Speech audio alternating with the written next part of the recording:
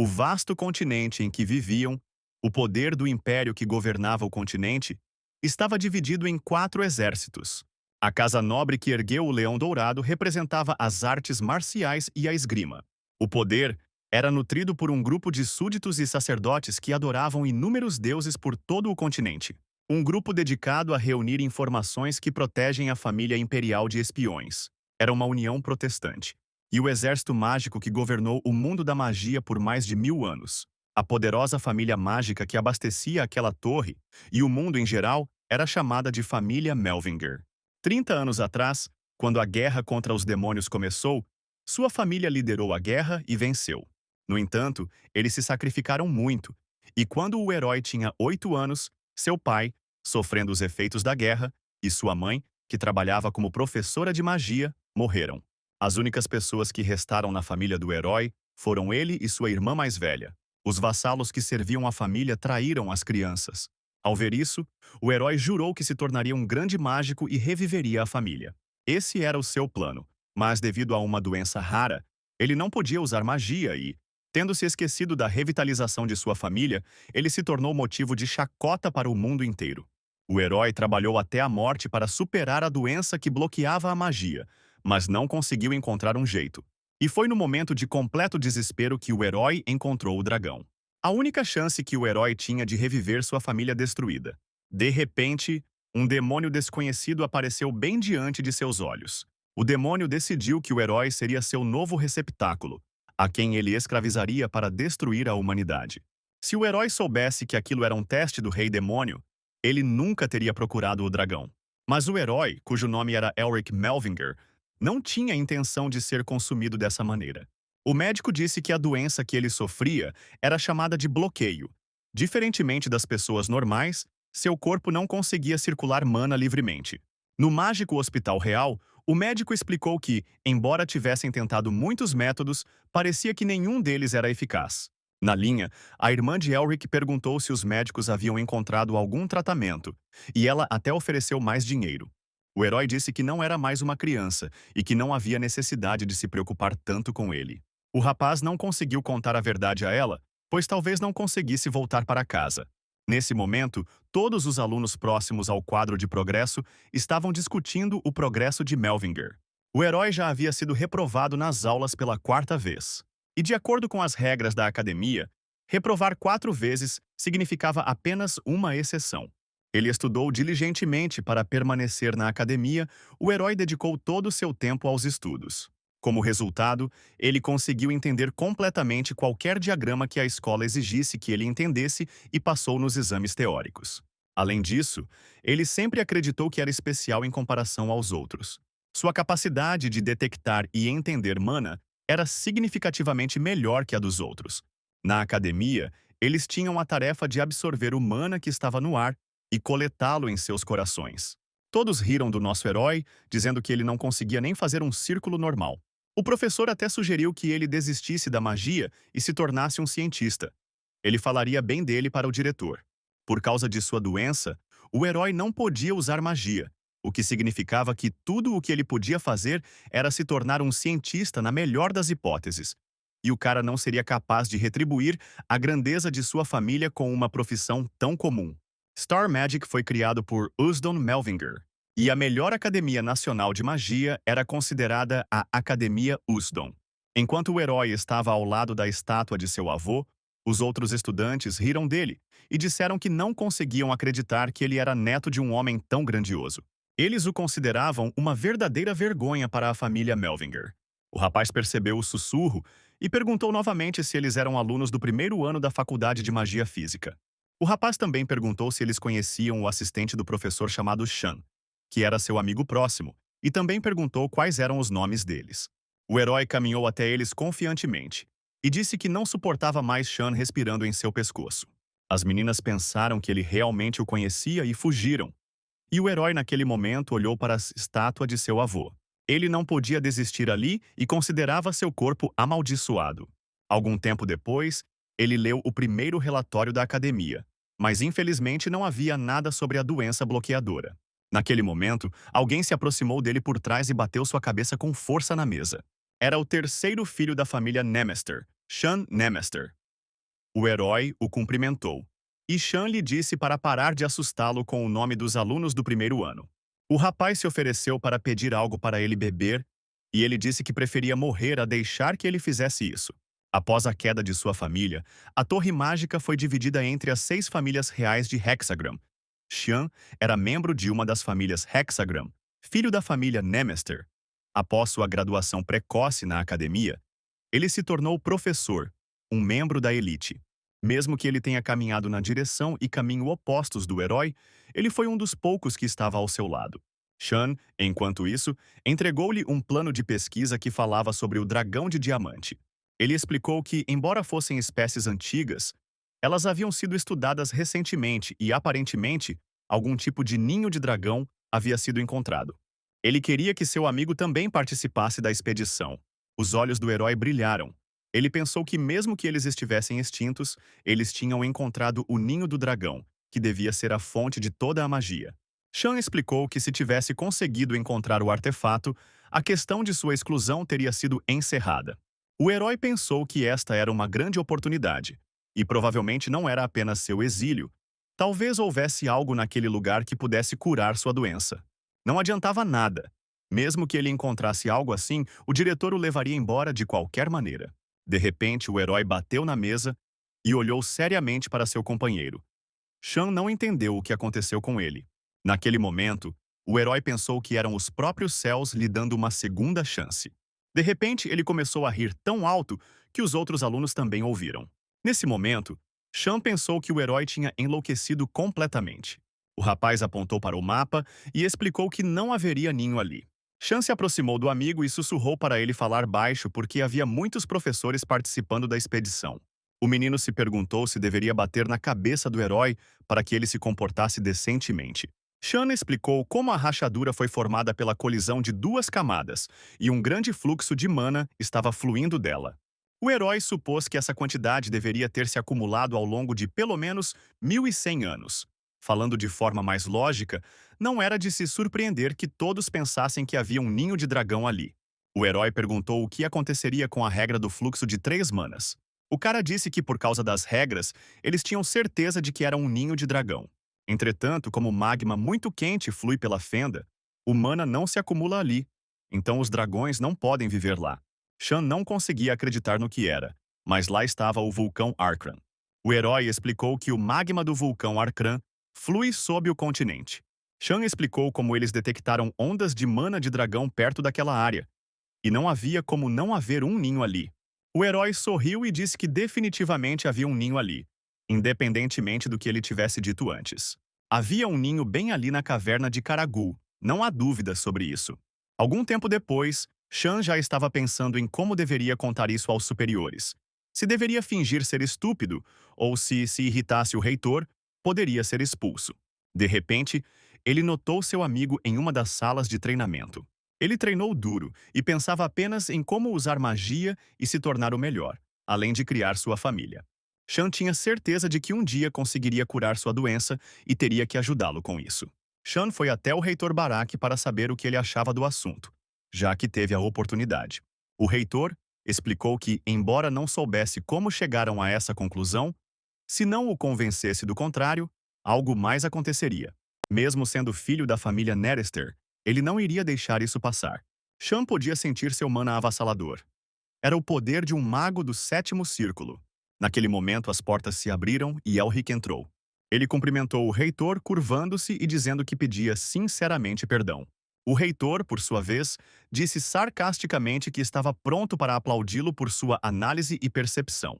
Era difícil acreditar que um simples estudante pudesse pensar em algo assim, mas tal conclusão não tinha nenhuma evidência para sustentá-la. O herói sorriu e disse que esta é a verdade mais simples que até uma criança de 3 anos conhece. Nesse momento, Shan pensou que seu amigo tinha enlouquecido completamente, pois ia tirar sarro do reitor. O reitor explicou que não tinha nem palavras, só conseguia rir do fracassado comum que não conseguia nem condensar mana. Entretanto, como professor, ele não podia ignorar os pensamentos dos alunos. Em determinado momento, ele até o convidou para discutir com ele. O reitor disse que lhe daria tudo o que precisasse da equipe de pesquisa. No entanto, ele estava disposto a apostar que, se o aluno fosse reprovado, ele teria que lhe dar a herança de família. Algum tempo depois, Elric e Shan já estavam viajando em uma carruagem. O herói explicou que estava tudo bem e eles disseram que não o impediriam se ele encontrasse o ninho. Shan não suportou o fato de o herói estar lendo o livro todo esse tempo e o arrancou de suas mãos. Shan disse que se suas suposições estivessem erradas, ele perderia sua herança de família. Mas isso não assustou o herói. Ele disse com um sorriso que o reitor sempre quis aquele medalhão. Ele já estava feliz que Shan estava pelo menos ao seu lado até o fim. Shan apenas deu um tapa no rosto, pois sabia que se não encontrassem o ninho, seria o fim para ele. O herói apenas sorriu e disse que, já que ele tinha que colocar seu medalhão em risco, o reitor, por sua vez, tinha que colocar sua vida em risco. Shan tinha esquecido completamente que o herói tinha vários lados. O primeiro lado era a vergonha da família Melvinger, e o segundo lado era o pior da família Melvinger. 7 anos atrás, Elric tinha apenas 15 anos. Um colega de classe se aproximou dele e disse o quão bom ele era em usar magia, mas o herói não conseguia nem formar um círculo. O estranho pensou que o diretor simplesmente havia pegado o herói na rua. Naquele momento, o herói pegou uma espécie de bola de cristal e acertou o inimigo na cabeça. Rivern imediatamente caiu coberto de sangue, e a bola permaneceu nas mãos do herói. Na sala disciplinar, ele disse que uma criança da família do Visconde ousou insultar o chefe da família ducal. O herói respondeu que o punia de acordo com as leis do Império. Elric foi suspenso porque as regras da academia determinavam que todos os alunos eram iguais. Mas depois daquele dia ninguém ousou tocá-lo. Shan pensou que seu amigo tinha enlouquecido completamente, e seu amigo pediu que ele parasse de gritar. E se ele for visto com este livro, ele provavelmente será queimado na fogueira. Shan perguntou o que o herói faria depois de estudar os artefatos do rei. Quando o rei besta invadiu o império com seu exército de homens besta, eles enfrentaram terríveis dificuldades devido aos seus artefatos de fortificação. Esses artefatos não podiam melhorar as habilidades físicas. Por fim, os artefatos foram perdidos quando o Império expulsou o Rei Besta do mundo humano e construiu o muro. Shan disse que os cientistas não conseguiram restaurá-los, e o herói se gabava de tê-los restaurado, mas ainda não tinha ideia de como aplicá-los em seu corpo. De repente, a carruagem balançou muito forte e parou. Os meninos olharam para fora da porta, ainda sem entender o que estava acontecendo. Naquele momento, Rivern e seu grupo de homens se aproximaram da carruagem. Ele explicou que o reitor havia pedido que ele os ajudasse. Os caras entenderam claramente que esses caras estavam escondendo alguma coisa.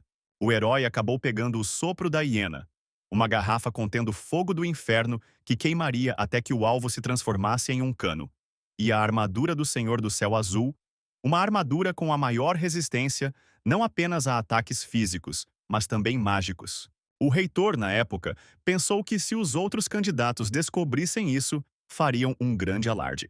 Ele pensou que Elric, se realmente fosse encontrar o ninho do dragão, o que precisava ser substituído era essa equipe de pesquisa estúpida que se autodenomina cientistas, mas ignora coisas básicas que até um estudante sabe. Por outro lado, graças a ele, ele poderia tomar posse do pingente mágico. E uma vez que estivesse em suas mãos, ele se tornaria o próximo diretor. E mesmo que Elric vencesse a discussão, ele só venceria se permanecesse vivo. Enquanto isso, Shan ativou a busca de mana para localizá-la. De repente, algum tipo de brilho apareceu não muito longe atrás das colinas. Até Riverdon ficou surpreso por ele ter estado lá todo esse tempo. O herói gritou para sua equipe de pesquisa que eles tinham que começar a se mover antes que o pilar de luz desaparecesse. Shan pegou nosso herói e correu com ele. Os outros apenas os encaravam, surpresos. Eles encontraram uma luz, mas não havia nada lá, nem mesmo uma caverna. Rivern riu baixinho. Agora ele poderia facilmente ir em frente e socar seu crânio. Mas ele foi interrompido desses pensamentos pelo herói, que pediu a Shan para fazer um furo ali. Eles fizeram isso e um enorme abismo se abriu diante deles. Um dos participantes disse que se for tão grande, talvez o dragão esteja lá. Todos sentiram um enorme fluxo de mana. O herói ordenou que eles não desistissem porque era simplesmente mana reprimido que era liberado quando eles faziam um buraco. Os meninos receberam ordens de seguir Elric. Porém, já lá embaixo eles não entendiam por que fazia tanto frio ali, mesmo usando um feitiço, não esquentava. O herói sentiu um arrepio na espinha, e Shan disse que era porque estava com frio. Durante todo esse tempo, algum monstro os observava e estava feliz porque os viajantes finalmente estavam ali. Finalmente, eles chegaram a uma porta enorme. Os mais fortes se reuniram e discutiram se deveriam quebrá-lo ou tentar forçá-lo. Quando estavam prestes a fazer isso, Elric expirou e disse para eles pararem porque havia um selo de dragão na porta. Ele disse que eles não sabiam o que poderia acontecer se fizessem algo com ela. Enquanto todos discutiam os planos, Rivern foi direto até a porta. Elric explicou então que dali em diante não haveria ações independentes. Ele não sabia o que poderia acontecer. E naquele momento virou a cabeça para Rivern. Naquele momento ele encontrou algo na porta e estava prestes a tocá-lo. O herói só conseguiu gritar para ele não tocar na porta. Mas não adiantou.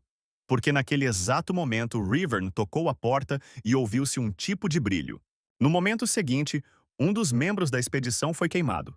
Elric ordenou que os outros bloqueassem todas as armadilhas que caíam, e todos abriram seus escudos. O herói explicou que primeiro precisava decifrar o texto e pegou seu caderno e caneta. Ele tentou se acalmar em meio a todo aquele barulho e confusão, mas precisava se acalmar porque ainda não tinha feito nada de errado. No momento seguinte, as armadilhas pararam na porta e os meninos caíram indefesos no chão. Elric correu imediatamente até seu amigo e perguntou como ele estava. Ele disse que foi somente graças a ele que ele permaneceu vivo. Mas isso não foi tudo, de repente algum tipo de estrondo foi ouvido. E um dos membros da expedição teve o braço arrancado. Ninguém entendeu o que tinha acontecido.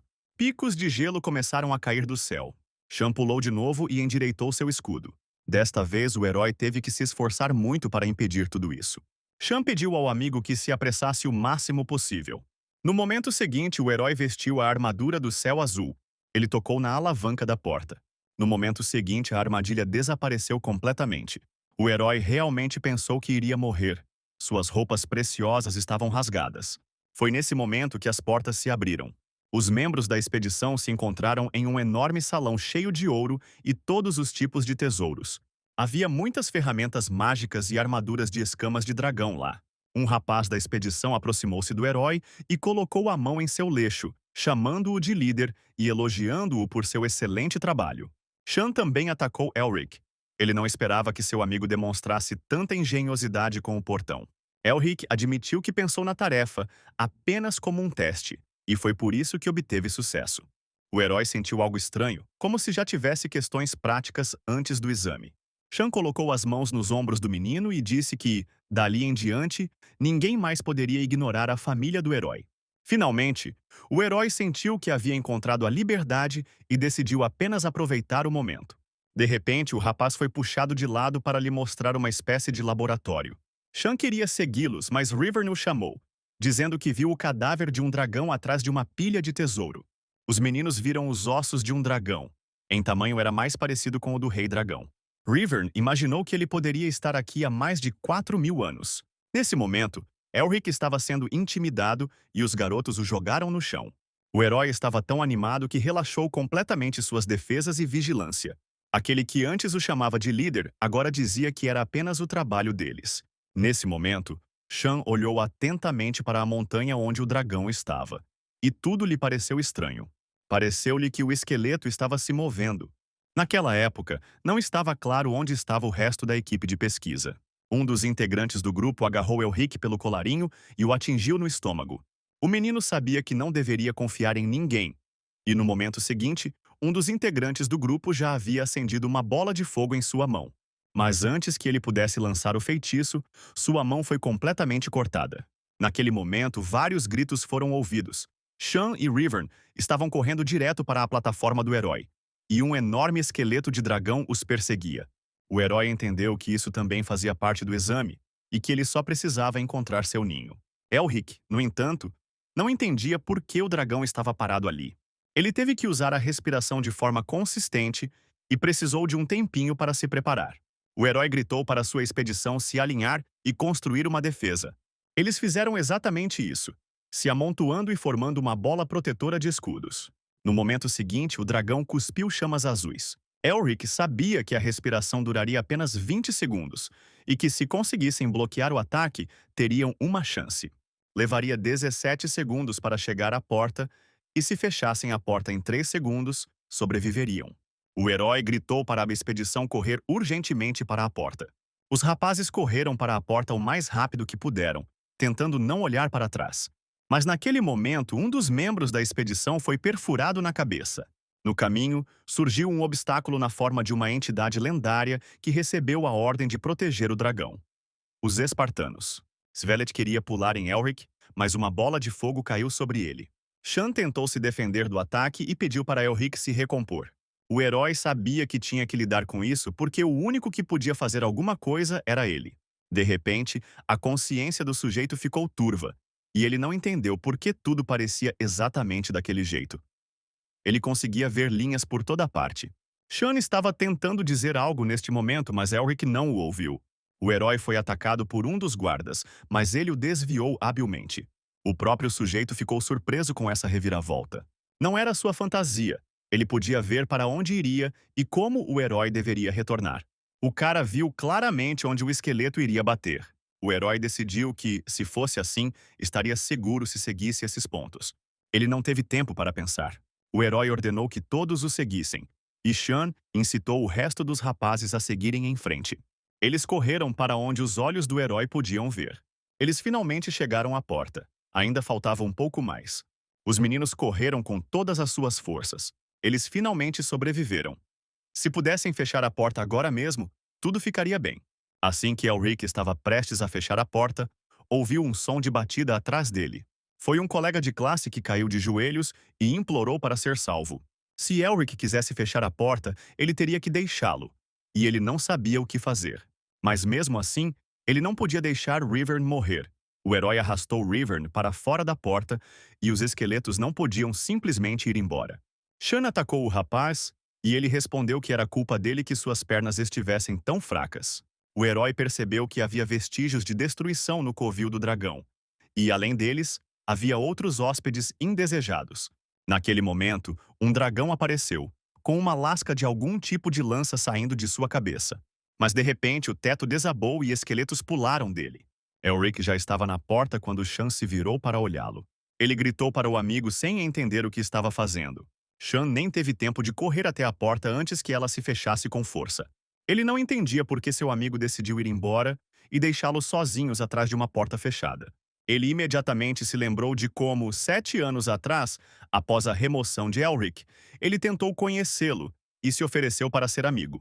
Mas Elric disse a Shan para deixá-lo em paz. Um pouco mais tarde, na biblioteca, ele também tentou conhecer nosso herói, mas sem sucesso. Algum tempo depois, eles foram designados para a mesma missão, e o professor explicou que os pontos seriam concedidos dependendo da ordem em que chegassem. Quando a competição começou, Shan se virou na metade do caminho e percebeu que já estava perto da montanha. Será que deveria ter levado Elric com ele? No momento seguinte, houve uma explosão, e Shan foi imediatamente jogado para trás vários metros. A explosão o jogou na beira do penhasco, onde ele ficou pendurado. O cara não conseguia sair sozinho e tentou chamar alguém para pedir ajuda. Nesse momento, a gangue de Rivern apareceu e ele disse que Shan poderia simplesmente usar sua magia para escapar. Shan sabia que poderia morrer daquele jeito, mas mesmo se fosse desclassificado, ele não poderia usar magia. E quando ele estava prestes a desistir, alguém agarrou sua mão. Foi Elric quem o tirou do penhasco. De alguma forma, ele o ajudou a sair, e os meninos cansados se espalharam no topo do penhasco. O herói percebeu que a perna de Shan estava inchada devido ao golpe. Ele o pegou pelos braços e o arrastou. Shan não entendia naquele momento o que estava fazendo. O herói apenas disse: ele mesmo não disse que queria ser amigo dele? Elric sorriu e disse que lhe daria apenas alguns artefatos que tinha em casa e pronto. Ele disse que, já que o salvou da água, deveria lhe dar uma recompensa. Para Shan, ficar parado em frente à porta trancada era insuportável agora. Ele disse que definitivamente chamaria os mais velhos da casa para ajudá-lo. Nesse momento, o herói ficou encostado na porta. Por alguma razão, ele não podia permitir que Shan fosse arrastado para o perigo. Depois disso, ele saiu correndo da porta e avançou direto nos esqueletos. Ele se esquivou como se tivesse algum tipo de superpoder. Em dado momento, ele decidiu se armar. O que aconteceu? Aconteceu. Embora esse artefato só pudesse ser usado se você tivesse mana, o herói decidiu usá-lo mesmo assim.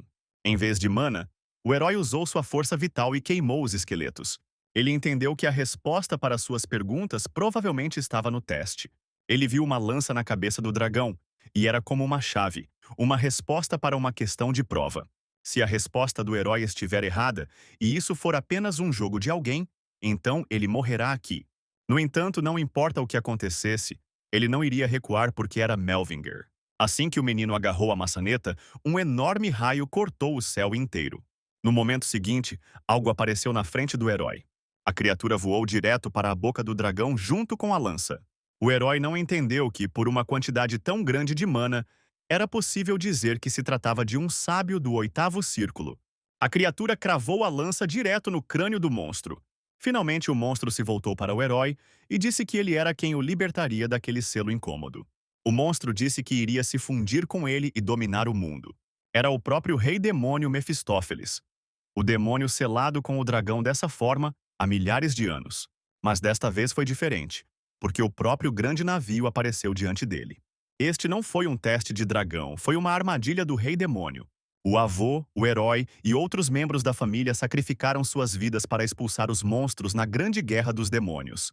Mesmo quando seus pais morreram à beira da extinção da família, apenas ele e sua irmã mais nova permaneceram. A família imperial, a torre mágica e os súditos da família, todos mostraram seus desejos vis. E até mesmo o homem em quem o herói mais confiava tentou tomar o que lhes pertencia. E quando as crianças tentaram defendê-lo, foram abandonadas. Com todos aqueles que traíram e insultaram a família, não havia nada que ele pudesse fazer. Apesar de tudo, Elric iria curar sua doença bloqueadora e reviver sua família. Ele entendeu que alguém como ele simplesmente não poderia ser consumido por um demônio agora. Naquela época, Mefistófeles não entendia que tipo de poder o herói tinha. De repente, a aparência de Elric ficou completamente diferente, e ele confessou que ali e agora, de acordo com o acordo, o primeiro demônio seria consumido. Em sua mente, ele ouviu a voz de um homem que lhe parecia familiar. Eles eram apenas um grupo de cientistas que estavam em busca da magia suprema, mas devido à sede por ainda mais poder, foram derrotados por demônios e causaram danos ao mundo. Eles perceberam seus erros para fazer tudo certo para se arrepender do passado, eles criaram uma família. Este não era apenas um rei demônio, era um lorde demônio. Matar demônios era o dever da família. Entretanto, os demônios nunca desaparecerão e sempre reaparecerão. Os demônios tiveram que ser consumidos repetidas vezes até que todos fossem exterminados. E um dia, num futuro distante, um descendente herdará seu desejo. Naquele momento, Elric abriu os olhos e viu Shan sentado ao seu lado. Ele estava soluçando e o herói percebeu, o que deixou Shan muito envergonhado. O herói tinha vários hematomas, então Shan deu a ele um ovo para colocar na testa. De repente, seu amigo pediu para Elric se levantar. Quando se levantaram, Shan mediu o braço e percebeu que o herói havia se esticado. O herói não conseguia se lembrar do que aconteceu então. Aparentemente, ele havia mudado. Shan se perguntou o que havia acontecido então. O que havia acontecido no ninho em geral e o que havia acontecido com o dragão. O herói explicou ao amigo que quando chegasse a hora, lhe contaria tudo, mas por enquanto não podia lhe contar nada. Shan colocou a mão no ombro do amigo e disse que tinha certeza de que sabia o que estava fazendo. O herói sugeriu que sua família devia estar ocupada escavando, e Shan disse que a família estava observando-o. Eles guardavam o dragão porque esse tesouro agora pertencia a Elric, isto é, aquele que o encontrou. Por lei, um ninho de dragão pertence à pessoa que o encontra, mas é normal que cientistas poderosos comprem uma parte dele quando obtêm direitos de escavação. Shan disse que a Torre Mágica e a Academia já estão enlouquecidas, querem tirá-lo de tudo. O herói tinha certeza de que o responsável pela prisão da família também queria tirar sua carteira de motorista, mas eles estavam encobrindo isso para ele. O velho Barrack provavelmente está tentando fazer de tudo para conseguir sua licença. Elric percebeu que ousou tentar matá-lo. Shan foi tomado pelo medo. Ele tentou perguntar o que o herói estava tentando fazer agora, porque ele sempre tinha um sorriso no rosto e ele se meteu em alguma loucura. Ele disse a Shan que tinha um pequeno favor a pedir, e Shan nem quis ouvir sobre isso. Shan teve que espalhar a notícia de que estava gravemente ferido. Então, quando Barrack chegou ao hospital, foi informado de que o cadete Elric estava em coma devido aos ferimentos graves que recebeu no ninho do dragão. Pessoas curiosas perguntavam sobre os direitos, se elas também iriam deixar o ninho.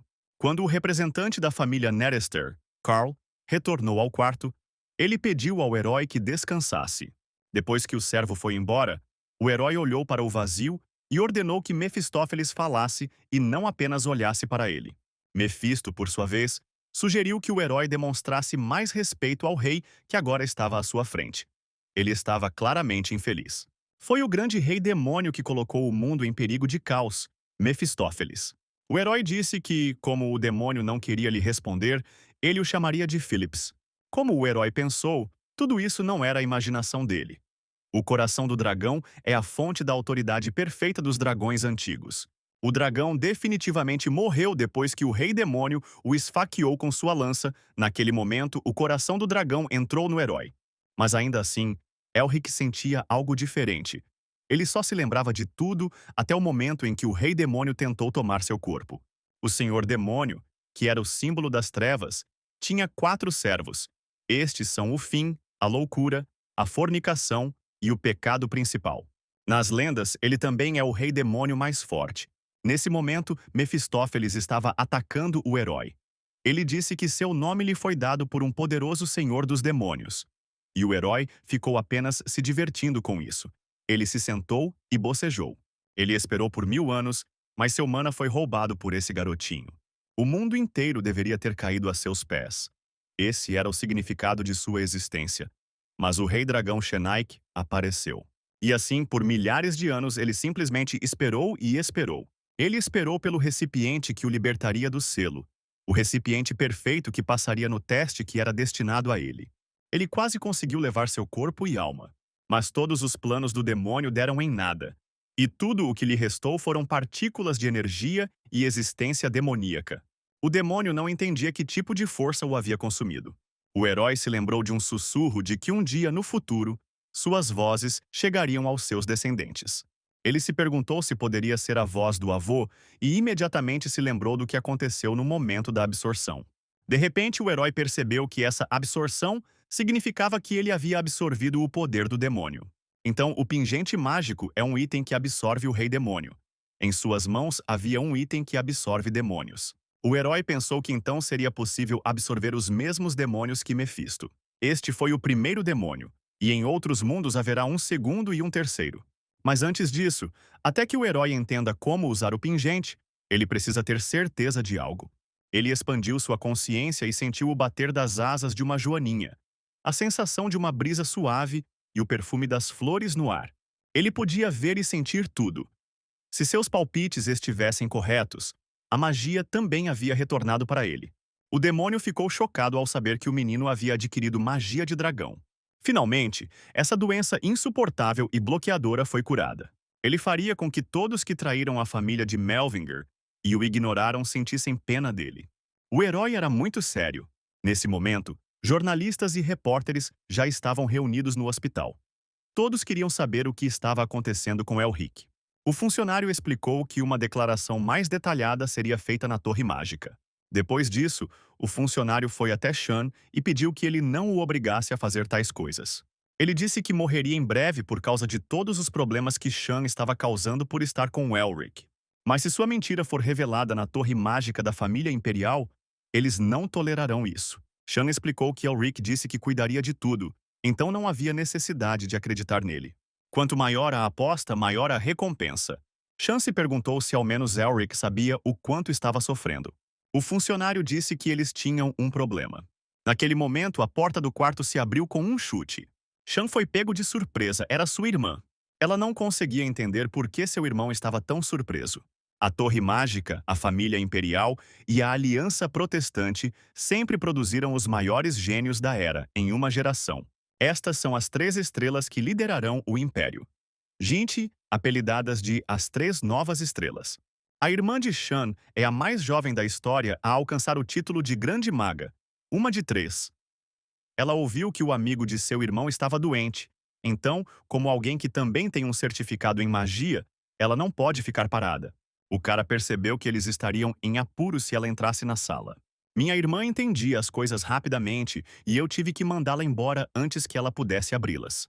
Ele disse que Eric ainda não estava em condições de falar com ninguém. Então ela poderia voltar para sua casa.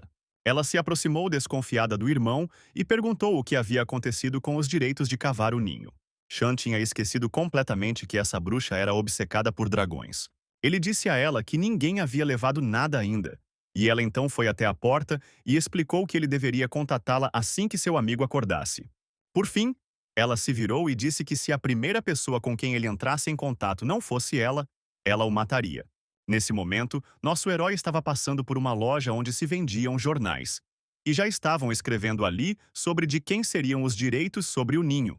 O herói sabia que Sean estava fazendo um ótimo trabalho e, de repente, viu um jornal onde seu reitor estava posando.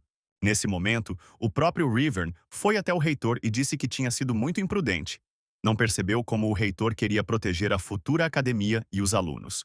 O reitor perguntou sobre a condição do aluno Elric, e ele respondeu que ouviu falar que ele lutava pela vida todos os dias.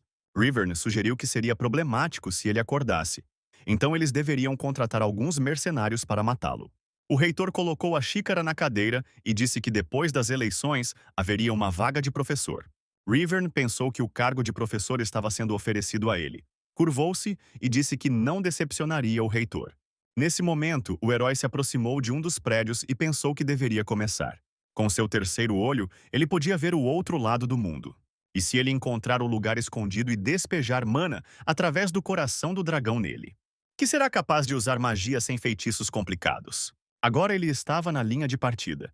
Para derrubar Barak e alertar o mundo sobre o ressurgimento dos Melvinger, ele precisava ficar mais forte. Mefistófeles ficou indignado todo esse tempo porque, mesmo com sua força, o herói só conseguia dar um salto tão pequeno. O demônio ficou muito bravo. Não entendia como o herói conseguia fechar os olhos enquanto falava, pois naquela época, as pessoas, os demônios e até os dragões tremiam de medo ao lado dele. Entre a linguagem mágica do dragão, havia algo chamado Fala da Alma. Criar uma imagem e expressá-la em palavras para ativar a magia. Naquele exato momento, ele usou o Flight Lift. Surpreendentemente, esse feitiço era simples, mas muito poderoso. E agora, eles estavam voando com Mefistófeles sobre a cidade. O demônio o considerou uma criança que tinha acabado de aprender magia e usava a Fala da Alma e feitiço duplo. Mesmo entre a escória monstruosa dos Mellingers, não havia ninguém com tanto talento. Embora houvesse apenas uma pessoa, e este foi o seu antecessor. De qualquer forma, o demônio pensou que antes que o herói pudesse se transformar em algo mais, ele precisava assumir o controle de seu corpo e destruir suas ambições.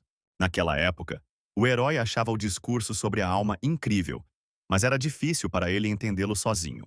Para se tornar mais forte, ele precisava entender a magia dos dragões e precisava de um professor que pudesse guardar seus segredos. A academia já estava sob o controle de Barak, e não havia ninguém lá habilidoso o suficiente para treiná-lo. Tinha que ser alguém que tivesse ao menos o nível de um Exoran, mas ele não achava que o aceitariam como discípulo.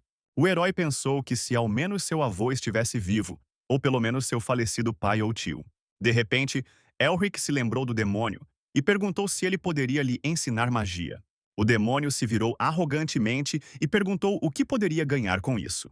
O herói abriu os braços alegremente e disse que, com a ajuda da alquimia, poderia criar um novo recipiente para si.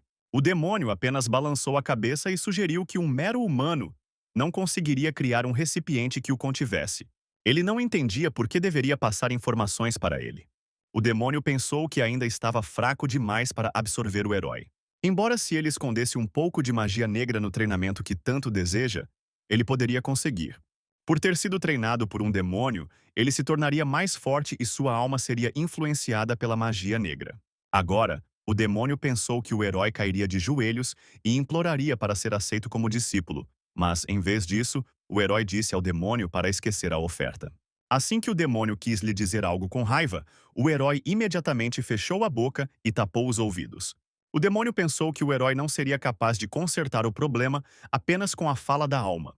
Elric lhe entregou o livro e disse que se ele mudasse de ideia, teria que escrever uma explicação completa sobre a fala da alma no livro. Agora ele iria usar esse tempo para treinar. Ele treinou, e naquele momento o demônio pensou que seria magnânimo e perdoaria o herói se ele admitisse que estava errado. No dia seguinte, o herói também não deu atenção ao demônio e pensou que agora deveria pedir para treiná-lo novamente. Então outro dia se passou e Mefistófeles começou a achar que havia algo errado com ele. Muitos e muitos dias se passaram, e o demônio começou a pensar se ele iria ensiná-lo de qualquer maneira, se ele deveria apenas fingir que obedecia. Por alguma razão, Ultimamente, o demônio pensou que estava agindo como um cachorro. O herói pensava que a base da magia e da fala da alma eram feitiços antigos que não poderiam ser encontrados em nenhum livro.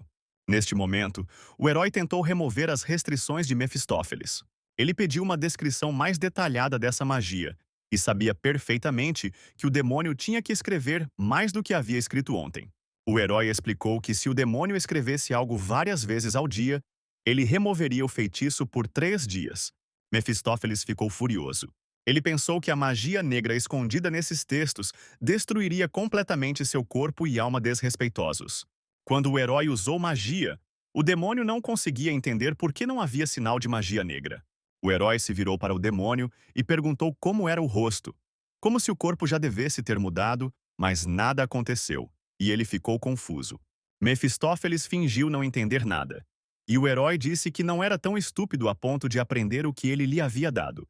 Elric sabia que as coisas estavam cada vez melhores, e ele não conseguia parar. Naquele momento, o demônio pensou que, além de sua verdadeira fala, não tinha mais nada a ensinar ao herói. O herói pensou que quando falava da verdadeira fala, ele se referia ao mais alto nível de fala da alma, excluindo a voz de Deus, a fala divina. Mefistófeles sugeriu que, no seu nível, o herói não seria capaz de entender isso, e se tentasse, ficaria louco. O demônio explicou que a magia só pode ser aperfeiçoada no campo de batalha. O pai de Elric disse uma vez que esse é o princípio da família Melangir, que o continente continua a proteger. Seu pai ensinou à irmã e ao herói sobre o orgulho dos Malinger no território que foi destruído na guerra com os demônios. Embora não tenha dito nada, o pai, que sofria com os efeitos da guerra, parecia entediado. Ele sentia falta dos dias em que era mago no campo de batalha, lutando contra policiais com seu avô. Quando o pequeno Elric perguntou ao pai se ele conseguiria usar a mesma magia legal que seu avô quando fosse lutar. Nesse momento, sua mãe falou. Ela já havia lhe dito antes o que ele precisava fazer para se tornar um mago forte. Ela lhe contou que seu avô era um grande estudioso antes de se tornar o mago mais forte do continente. O pai tentou impedi-la, dizendo que ele ainda era o chefe da família.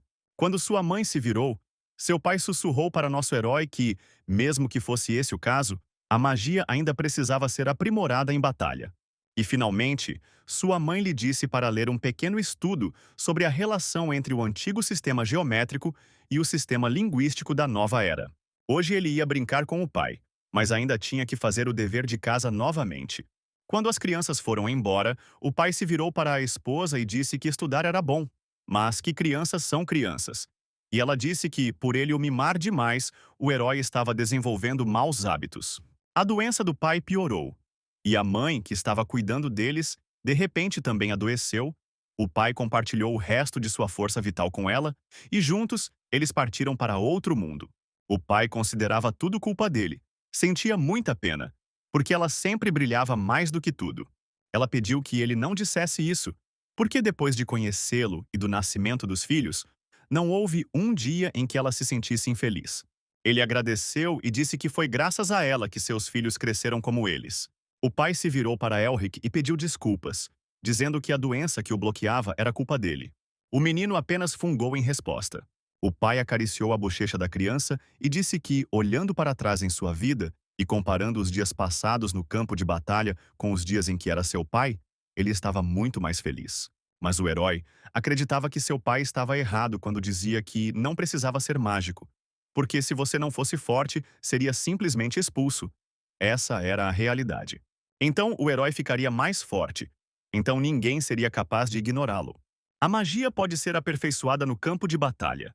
Ele estava pensando para onde ir, porque a floresta carmesim fantasmagórica estava cheia de monstros do tipo fantasmagórico. Era muito perigoso, então o herói começou a olhar para a caverna dos goblins. Mas havia muitas pessoas lá.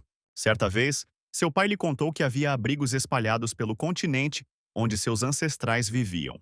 Finalmente, o herói percebeu para onde precisava ir e chamou Mefisto. Ele iria para o habitat do Yeti. E se sua identidade fosse revelada, seria um problema. Então, ele precisava mudar sua aparência. Com a ajuda de magia, ele lavou tudo e cortou o cabelo. Assim, sua aparência mudou completamente. Quando o herói chegou à guilda, eles lhe explicaram que hoje em dia ninguém vai à montanha para ver o Yeti. Então é surpreendente que tantas pessoas tenham se reunido ao mesmo tempo. Nesse momento, os demais estavam comemorando, pois parecia que um recém-chegado havia chegado em suas fileiras.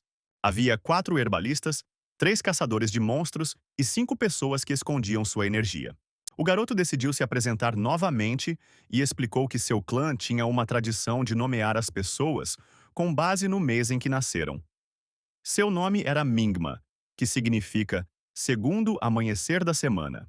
Mefistófeles pensou que aquele homem era muito falador e que iria arrancar sua língua. Infelizmente, não havia nenhuma esfera de cristal em sua aldeia. O menino queria dizer a ele que aquilo lhe lembrava de um incidente engraçado envolvendo pombos, mas ninguém o ouviu porque todos já tinham ido embora. O herói sabia que Nuna ficaria brava se ele não a contatasse o mais rápido possível, mas ele contaria a Shan. Enquanto isso, um grupo de pessoas já avançava em direção às terras altas do Yeti. Este lugar revelou-se familiar ao demônio. Era o habitat do Yeti. O demônio explicou que essas eram criaturas que ousavam admirá-los. O herói pensou que eles eram apenas monstros, mas não conseguia imaginar que eles tivessem alguma ligação com demônios. Mefistófeles disse que seu rei anterior era útil, então ele deve ter recebido o favor do Lorde Demônio, mesmo que seu destino não tenha sido tão promissor. O demônio disse que seu túmulo ainda deveria estar ali, e o herói queria saber onde ele estava localizado. Se os Yetis são demônios, então o túmulo deve ter pelo menos alguma conexão com o esconderijo da família. Seu pai lhe disse que o abrigo era um abrigo ancestral que foi construído para proteger a herança da família. Ele pediu a Elric que, quando ele crescesse e se tornasse o chefe da família, a primeira coisa que ele faria seria ir para as terras altas dos Yetis. Ele teve que confirmar o legado no lugar de seu pai e prestar homenagem aos seus ancestrais. O herói estava curioso sobre que tipo de legado havia no abrigo, e se ele poderia aprender mais sobre o pingente mágico ali. O homenzinho disse que, se nos referirmos às lendas passadas de geração em geração, então o primeiro Yeti do mundo foi abandonado por seu marido e deixado nas terras altas. O herói se perguntou por que os Yetis ainda não tinham aparecido se já estavam caminhando há tanto tempo. O homenzinho explicou que dali em diante, a estrada ficaria muito mais difícil. Então eles precisavam fazer um pequeno lanche antes de partir. Quando já tinham feito uma fogueira, um dos viajantes se aproximou e pediu um pouco de fogo emprestado. Em força, ele era quase comparável a um nobre cavaleiro. Parece que eles não estavam mirando nele. Eles tinham algum tipo de missão secreta. O herói viu um homem com um capuz azul e pensou que ele poderia ser seu líder, mas ele não parecia particularmente forte. Quando o viajante tirou o capuz, viu que era uma garota que agradeceu a todos por lhe darem fogo. Os viajantes do herói imediatamente começaram a assobiar e se perguntar por que ela estava escondendo deles um rosto tão bonito todo esse tempo. Naquele momento, um jovem voou até os alto-falantes com uma lâmina e disse que havia cometido um pecado imperdoável ao falar daquele jeito com minha senhora. Mas a garota o chamou e ordenou que ele abaixasse a espada. O herói pensou que ousava flertar com uma nobre dama. Ela repetiu mais uma vez para abaixar a espada. Naquele momento, ouviu-se um grito para que os viajantes corressem. No momento seguinte, alguns fragmentos começaram a cair, dos quais as pessoas tentavam se esconder com suas espadas. Várias lanças voavam por toda a área e agora voavam direto em direção ao nosso herói. Ele ergueu um enorme escudo à sua frente, mas se perguntou o que poderia haver lá em cima com os outros. Infelizmente, muitos da expedição caíram, incapazes de se esquivar e se defender. O herói ouviu dizer que os Yetis geralmente se moviam em grupos de 10, mas isso era demais.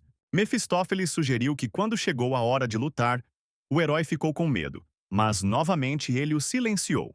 De qualquer forma, as pessoas eram incríveis, assim como o Yeti. Ele queria ver mais, mas agora não era hora para isso. Os Yetis que lançaram um ataque surpresa foram um problema, mas isso foi só o começo. Havia outro bando ali, esperando uma oportunidade para emboscá-los. Se fizerem o movimento errado, todos poderão estar em perigo. No entanto, se ele der o primeiro passo, a história será completamente diferente. Parece que memorizar para registrar a magia de fortalecimento foi muito útil. No entanto, o herói não tinha certeza se seus ataques funcionariam neles. Ele pulou na cabeça de um dos Yetis, mas pelo menos ele conseguiu atrasá-los. De repente, parecia que milhares de espadas estavam voando de cima para baixo. De toda essa multidão de Yetis, restavam apenas 2 que precisavam ser mortos. O herói explicou a Mefistófeles que eles não tinham tempo então ele seria seu tradutor. O demônio explicou que agora era o momento de negociações face a face, não de intimidação. O herói explicou que os deixaria ir, então eles precisavam ser informados sobre isso com urgência. O demônio estava sussurrando para os ursos enormes, e em algum momento, um deles enlouqueceu e o atacou. O herói teve que acalmá-lo, e depois se perguntou se eles deveriam continuar conversando. O coração do dragão estava cheio do mana do dragão e do rei demônio. O herói só poderia usar 3% de seu potencial máximo de mana. Se o herói tentasse usar mais de forma imprudente, seu corpo não seria capaz de suportar e explodiria. Se Elric lutasse como antes, poderia ser perigoso para o seu nível, mas não havia como recuar. Se ele desistir, não conseguirá reanimar sua família. O herói também estava interessado em saber se a nobre senhora que estava sentada perto do fogo estava bem. O interessante é o que estava acontecendo com ela agora. Quando a batalha terminou, ela foi informada de que um homem estava desaparecido. O rapaz presumiu que ele morreu fugindo ou estava escondido em algum lugar, e a garota esperava que esse fosse o caso. Nesse momento, o herói já estava cara a cara com uma horda de ursos formidáveis. De repente, os portões de gelo se abriram, e o maior e mais formidável Yeti apareceu diante dele. O herói esperava sinceramente que não chegasse à batalha. Se as negociações falharem, ele não terá escolha a não ser matar o líder o mais rápido possível. Mas o Yeti viu seus olhos verdes e, após saber seu nome, ordenou que ele o seguisse. Yeti explicou que há uma lenda transmitida em sua tribo. Era uma vez um rei que governava esta montanha nevada. Diz a lenda que havia apenas um homem que o rei reconheceu como amigo. E era um homem de olhos verde claros chamado Melvinger. O herói ficou chocado com a história, pois acreditava que um de seus ancestrais era amigo do rei Yeti. Yeti também lhe explicou que havia uma pessoa lá embaixo. O herói percebeu que havia uma casa sob esta rocha. Yeti explicou que, mesmo para eles, uma vez por ano, eles conseguem chegar lá sem ter fluxo algum. O demônio disse a Elric que com magia comum, ele não conseguiria nem evitar o congelamento. O herói disse que, com suas habilidades, era arriscado, mas se ele recuasse ali, não conseguiria dar mais um passo adiante. Com essas palavras, ele simplesmente se jogou do penhasco. Entretanto, esse fluxo de mana era muito mais forte do que ele esperava. Mefistófeles o alcançou e ordenou que se concentrasse, porque se não o fizesse, morreria. Por fim, o herói começou a desviar e, como se estivesse caminhando no ar, desceu. Ele desceu ao chão e caiu, pensando que só mais um pouco e ele teria morrido. Ao se aproximar da casa, ele viu que algum tipo de selo havia sido colocado nela. Mefistófeles sugeriu que ele tentasse traduzir o desenho do mangá em palavras. O herói pensou que talvez houvesse algo ali na forma de uma chave. Então ele colocou seu amuleto no batente da porta e o girou. A porta se abriu com um estrondo, e o herói se viu em uma enorme biblioteca. Estava cheio de todos os tipos de livros, e Elric realmente queria ler todos eles. O herói pensou que, como o demônio conhecia tanto o rei Yeti quanto seus ancestrais, ele devia ter algum tipo de história. Ele também encontrou um livro de história de Melvinger, e destruir demônios era o único dever de sua família. Elric ressaltou que foi exatamente isso que ele ouviu em seu sonho. Ele também leu que certas condições prévias devem ser atendidas para que a pessoa se entregue ao tribunal. A lei de sua família era comer, consumir e beber demônios.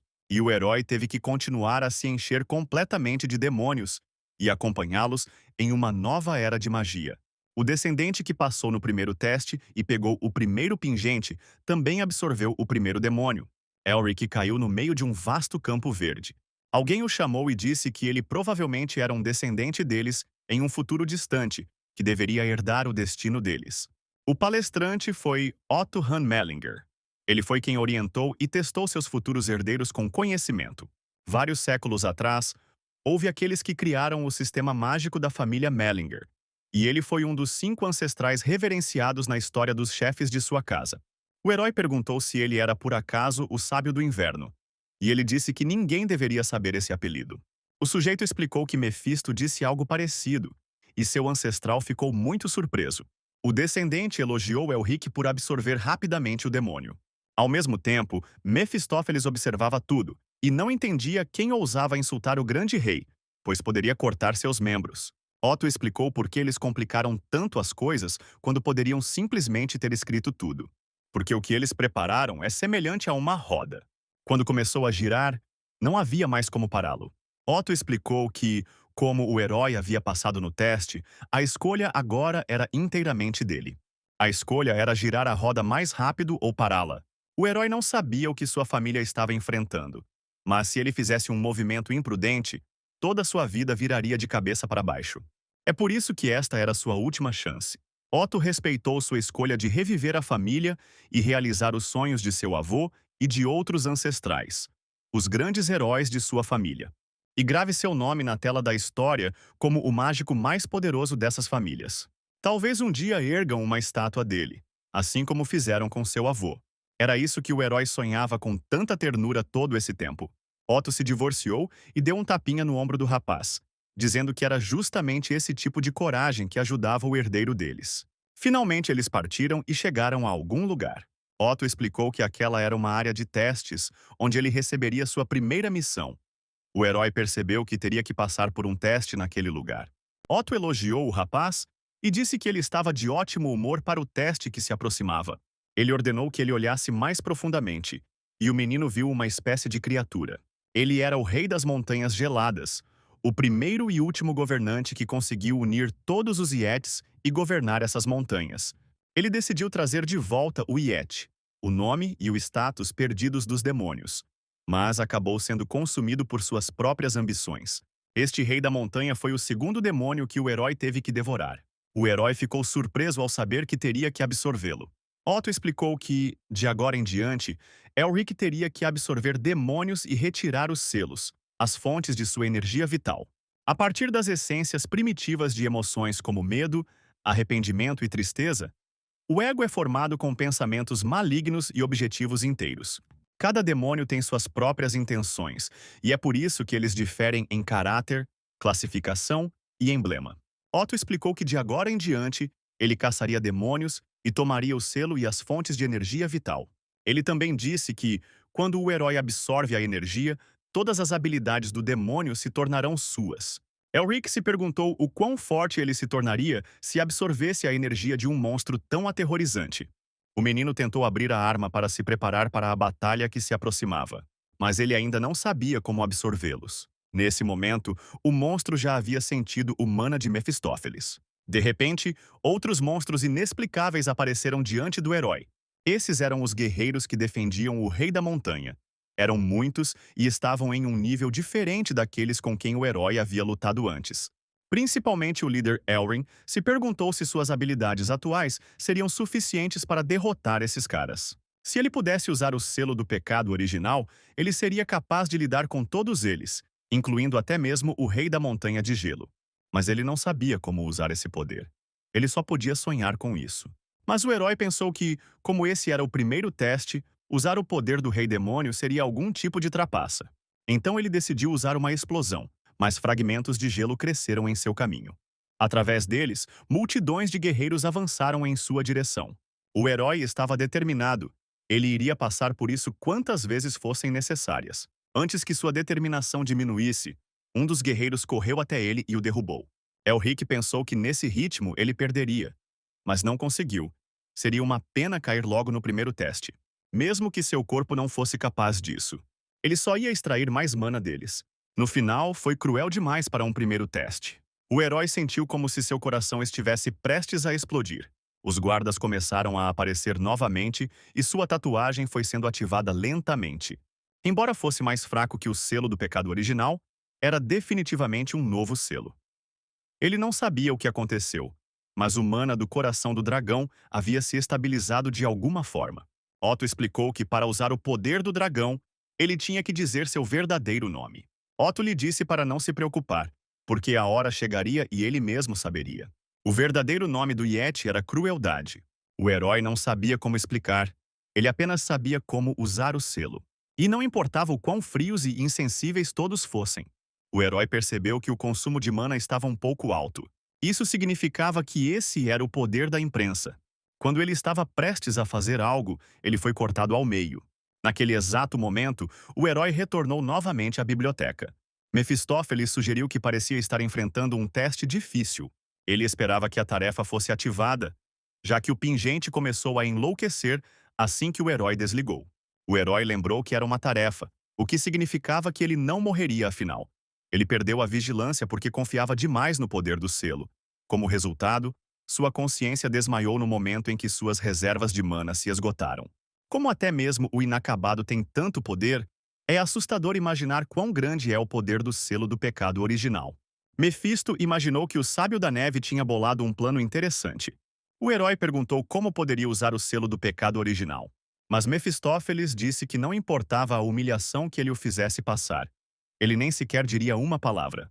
O herói supôs que poderia simplesmente perguntar a ele. Mas na realidade, eles eram diferentes. Elric esperava que o demônio lhe contasse, mas afinal, os selos são muito importantes para os demônios. Se ele confiar completamente ao herói o selo do pecado original, então não lhe restará nada, infelizmente, pois agora ele terá que recuar. Além disso, era o selo do Rei Demônio, já que o herói não conseguia nem resistir ao selo do Yeti. Então não se pode falar da força do rei. O herói contou ao demônio sobre sua aprovação, e presumiu que Otto era simplesmente louco por permitir que tal sujeito caçasse uma entidade que até ele reconhecia. O herói disse que ele nem fazia mais parte da raça demoníaca, ele poderia pelo menos ser um pouco útil. O demônio explicou que, como sua bondade não tinha limites, desta vez ele iria ajudá-lo. Ele explicou que com o selo que o herói agora tem, ele pode esquecer o propósito do teste. No entanto, não se podia dizer que não havia jeito e que o herói já estava em solo frio. Mas agora ele tinha uma pista que Mefistófeles havia compartilhado com ele. Ele disse a ele para atualizar seus poderes de obtenção de selos para molduras míticas simples, avançadas, preciosas e únicas, com base em sua raridade. O selo da crueldade, que é precioso, não pode ser chamado de baixo nível, mas o nível do herói da conquista está apenas na primeira estrela. Para o rei da montanha de gelo, esse indicador equivale a 10 estrelas. É por isso que o herói também tinha que aumentar seu nível para 10 estrelas, ou aumentar sua classificação para único. Ele finalmente conheceu esse rei. Não importava quantos inimigos o herói matasse. Seu nível estava preso em 2 estrelas. Ou seja, ele precisava conhecer o demônio pessoalmente para avançar mais. Mas o herói não entendia o que era essa energia demoníaca devastadora. Ele era muito forte. O herói entendeu que seria difícil, mas não conseguiu parar. Ele decidiu que definitivamente seria capaz de vencer. Depois de um tempo, ele estava deitado no chão da biblioteca, tão cansado que não conseguia nem se levantar. Mefistófeles sugeriu que ele simplesmente se rendesse, e o herói, por sua vez, disse que não esperava que o rei das montanhas de gelo fosse uma mulher.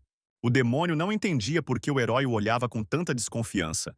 O herói, por sua vez, percebeu que havia algo entre Mefisto e o rei da montanha, agora a rainha. Levaria algum tempo para descobrir isso, mas o mais importante agora era absorver seus poderes, embora ele ainda não soubesse como fazer isso. No entanto, ele pensou que se conseguisse arrancar tudo dela, certamente chegaria ao fundo da verdade. Nesse momento, o herói já estava passando por testes novamente, mas estava congelado. Ele foi despedaçado e sentia muita dor. Mas o herói não desistiu aos poucos. Ele foi se aproximando cada vez mais deles. Agora, ele entendia como o selo da crueldade do Rei da Montanha funcionava. Mas para ele, que acabara de obtê-lo, era difícil igualar-se aos seres que haviam dominado o selo perfeitamente.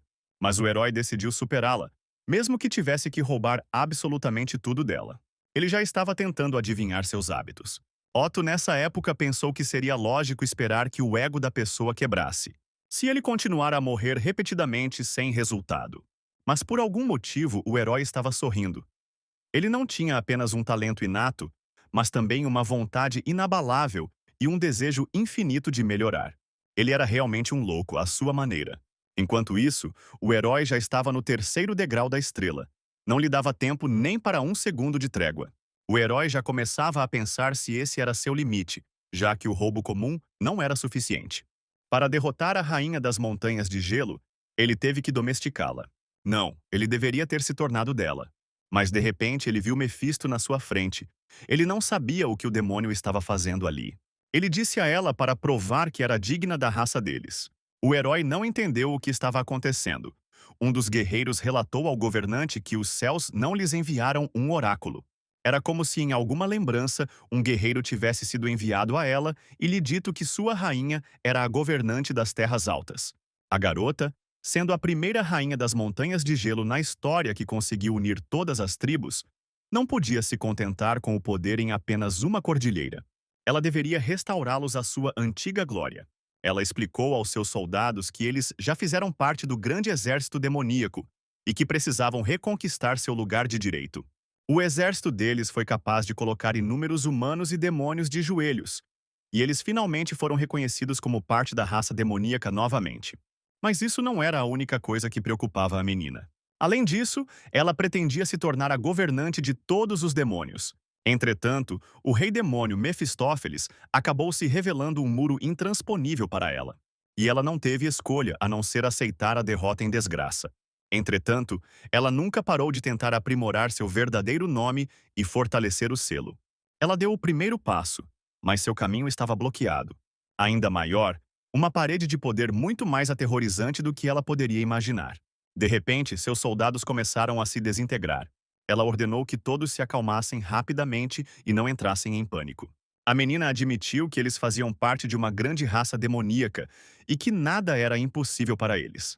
No entanto, havia também Otto Han Melvinger. Eles perderam a guerra contra o povo que ele liderava e foram expulsos para as Montanhas Geladas. As pessoas já tinham tudo o que podiam sonhar, mas impediram que os demônios obtivessem até mesmo uma pequena parcela do que desejavam. Era seu dever. Apesar do grande desespero, ela ainda conseguiu sobreviver. Inúmeras dificuldades para restaurar sua raça à sua antiga glória. Era tão típico do nosso herói. Depois daquele dia, Otto Khan se estabeleceu nas Montanhas de Gelo para ficar de olho na Rainha das Montanhas de Gelo. E depois de muitas brigas, eles passaram a se respeitar muito e passaram a passar muito tempo juntos. Mas mesmo assim, incapaz de escapar dos grilhões de suas tentações, ela acabou se tornando um monstro. O demônio se virou para o herói e perguntou se ele provavelmente era o descendente de quem Otto havia falado. Considerando que ele conseguiu queimar a maior parte do mana dela e também cortar seu braço, aparentemente suas palavras não foram apenas conversa fiada. Ela explicou que, embora tenha tido um fim miserável, não conseguiu desistir de suas ambições. Sendo uma rainha, ela também era uma guerreira. É por isso que ela não queria aceitar a piedade do seu inimigo. Ela disse que essa batalha logo chegaria ao fim e que ela deveria se desculpar com seus súditos que se sacrificaram e honrar sua memória. O herói percebeu que estava sendo engolido por energia demoníaca e não sabia o que fazer agora. Ele precisava se recompor, porque entendia que seu inimigo era a rainha das Montanhas Geladas, a governante que era capaz de unir a incontrolável raça das montanhas e também a maior guerreira do Yeti. Ela também era uma inimiga que o herói tinha que devorar. O herói não só não conseguirá derrotá-la se tentar reter seu poder, como também demonstrará desrespeito a ela. Então ele decidiu mostrar a ela a grande dívida que ela havia contraído. No final, eles se uniram em uma única batalha. Era estranho, a vida do herói estava em jogo nessa batalha, mas ele estava sem dúvida se divertindo. Ele sentia os dias cheios de felicidade. Ambos já atingiram seus limites. O resultado da batalha seria decidido neste empurrão final e na habilidade que colocou inúmeras raças de joelhos, a técnica secreta da Rainha das Montanhas de Gelo. Ele adivinhou o movimento dela tão bem que no momento seguinte, ele abriu um buraco nela com o próprio movimento dela. No lugar do demônio, apareceu uma garota com lágrimas nos olhos, que lhe agradeceu. Uma linda flor desabrochou no local de sua morte. Nesse ponto, o primeiro teste do herói chegou ao fim, e ele saiu, onde Otto já o havia elogiado. O herói pensou que essa era uma tarefa muito difícil para começar. Otto explicou que isso era tudo o que envolvia sua família. Um herói não poderia se chamar Melvinger se não conseguisse superar algo assim. Ainda assim, ele ficou impressionado, pois embora o herói tivesse talento, ele tinha certeza de que levaria de 1 a 3 anos. Entretanto, o herói explicou que havia estudado magia por apenas um mês, e como havia passado mais um mês ali, isso significava que ele havia começado apenas 2 meses antes. Otto explicou que era claramente uma piada de mau gosto. Por fim, o herói explicou que não estava brincando, e Otto deu-lhe outro tapinha no ombro. Algum tempo depois, eles estavam sentados juntos na encosta da montanha, e Otto perguntou como tinham sido seus últimos momentos. O herói disse que ela estava sorrindo e no momento seguinte já estava agradecendo a Otto pela ajuda e lhe desejou boa sorte no caminho de volta. O herói explicou que era improvável que ele pudesse visitá-lo com frequência, O homem disse que entendia que, afinal, ser chefe de família era uma posição de responsabilidade. Depois dessas palavras, o herói realmente começou a pensar em como poderia sair dali. E Otto disse que já tinha saído daqui inúmeras vezes, mas simplesmente não se lembrava. Antes que o herói tivesse tempo de se surpreender, o velho já o havia matado, e o demônio apenas riu do fato de tê-lo matado. O demônio disse que foi somente graças à sua ajuda que ele conseguiu matar a rainha das montanhas geladas. Ele pensou que lhe tinha dado uma ninharia. Era difícil descrevê-lo até com a palavra gênio. Ele era um verdadeiro monstro. Entretanto, o herói ficou curioso. O demônio e a rainha da montanha não tinham uma relação especial? Ele explicou que só conseguiu vislumbrar algumas das memórias dela. Mefistófeles explicou que estava simplesmente entediado naquele momento. Ele ouviu que alguém nas montanhas de gelo dizia ser capaz de se tornar um demônio, então decidiu dar uma olhada lá. Mas ela estava claramente longe do nível da rainha demônio. Porém, é preciso admitir que sua vontade e habilidades eram boas. Mefisto disse que teve sorte de conhecer um Lorde Demônio tão bondoso como ele. Se Azazel ou Lilith estivessem em seu lugar, eles a teriam rasgado em pedacinhos. Ele acabou contando a ela como encontrá-lo quando ela ficou mais forte e simplesmente a deixou. O herói se perguntou por que eles nunca mais se viram. Elric supôs que o demônio era simplesmente como aqueles garotos que intimidam as garotas que amam sem ser correspondido. É por isso que mesmo depois de 1000 anos ele ainda não encontrou ninguém para si. Nesse momento, Otto pensou no garoto interessante que havia conhecido. Ele perguntou à garota demônio se ela estava chateada com ele. Ela disse que tudo foi destruído por suas próprias mãos. Otto se virou para ela. Ela levantou a cabeça e explodiu de pena e dor. Otto derramou uma lágrima de arrependimento e disse que eles definitivamente se encontrariam novamente na próxima vida.